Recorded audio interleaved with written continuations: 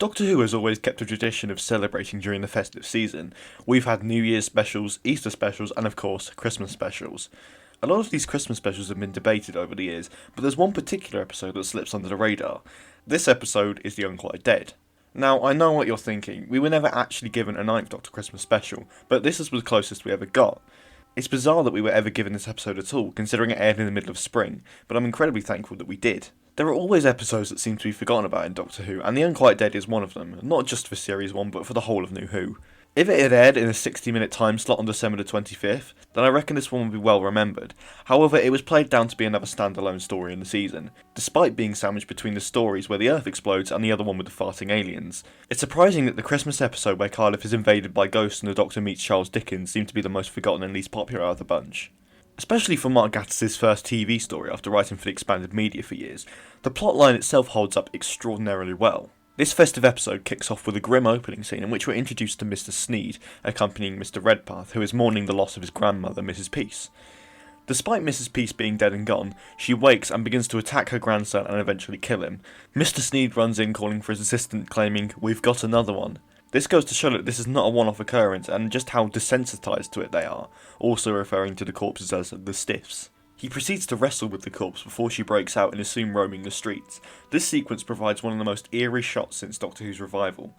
This makes as a gripping pre-title sequence that sets the tone of the story perfectly.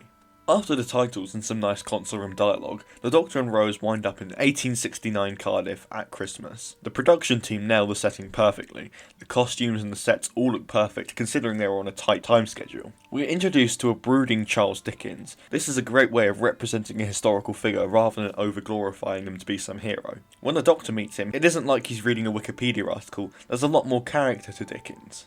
The zombie-like husk of Mrs. Peace ends up at Dickens' show and causes havoc. Mr. Sneed and Gweneth arrive at the scene to take away the body, but Rose is caught in the crossfire.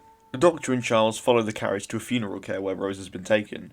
We get some amazing dialogue between Christopher Eccleston and Simon Callow, proving the Doctor's attitudes. He can be warm and friendly to people he admires, but also sharp when he disagrees with them. Come on, you're losing them! Everything in order, Mr. Dickens? No, it is not! What did he say?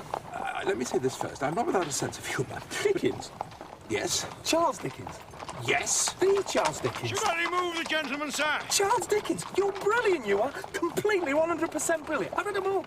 Hence the amazing scene when he tells Charles Dickens to shut up. It's soon established that the monster at hand is the Gelf, a gas-like species whose home fell victim to the Time War and came through the Rift. This episode is the introduction to the Rift, which would later become a large part of the show and the very crux to a popular spin-off series called Torchwood. Speaking of Torchwood, Eve Mars plays the role of Gweneth, who is an excellent character. She has some brilliant scenes with Rose and a creepy sequence where she foresees the series finale and reads Rose's mind. And you've flown so far further than anyone. The things you've seen. The darkness. The big bad wolf. She has these powers because she grew up on top of the Rift, and the Doctor utilises Gweneth and her said powers to summon the Gelf in a seance. Seances? Nothing but luminous tambourines and a squeeze box concealed between the knees. This girl knows nothing. Now, don't antagonise her. I love a happy medium. I can't believe you just said that. They're soon able to find out that the Gelf wish to inhabit the bodies of the dead. This leads to an excellent moral dilemma in which the Ninth Doctor is at his best. This can also be seen in stories like Boomtown and Parting of the Ways. Those bodies were living people. We should respect them, even in death. Do you carry a donor card? It's different. It is different, yeah. It's a different morality. Get used to it or go home. Christopher Eccleston's performance is stellar throughout as usual. He is consistently amazing through each episode of the series, cementing my reasoning for 9 being my favourite New Who Doctor. Mr. Sneed reveals that the weak point of the Rift is in the Morgue, adding to the ghoulish and horror atmosphere that most Christmas episodes would usually be missing. Gweneth submits herself to let the Gelf through, thinking that they are small in number, however there are millions of them. That would soon be controlling every corpse in Cardiff. The backfire of the Doctor's ethical decisions is an excellent plot device, proving that sometimes even the Doctor can go too far. He is genuinely apologetic towards Rose, and quite rightly too. I haven't even been born yet. It's impossible for me to die. Isn't it? I'm sorry. Meanwhile, Charles is saving the day by flooding the house with gas, and plans to ignite the flame.